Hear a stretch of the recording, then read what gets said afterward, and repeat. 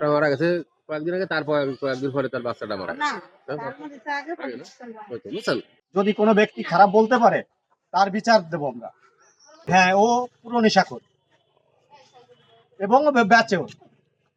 ও জসিম জামাই হয় আমার ফুফাতো ভাইয়ের মেয়ের জামাই। আপনার নাম কি? কোন গ্রাম? আমার নাম রিজাউল মল্লিকপুর গ্রাম।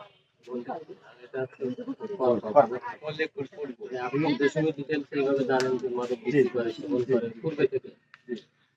বলতে সে সবসময় জন্যই ওই নেশা করে, আর তার বারে বারে টাকা এনে দিতে হবে। আপনার সম্পর্কে রেস্টুরেন্টে প্রাথমিকভাবে ওর স্বামী জসিম বা এখানে স্থানীয়ভাবে এসে জানা গেল, আমরা ওদেরকে পাইনি, ওরা হাসপাতাল থেকে এখন মারা গেছে, ঢাকায় নেওয়ার পথে।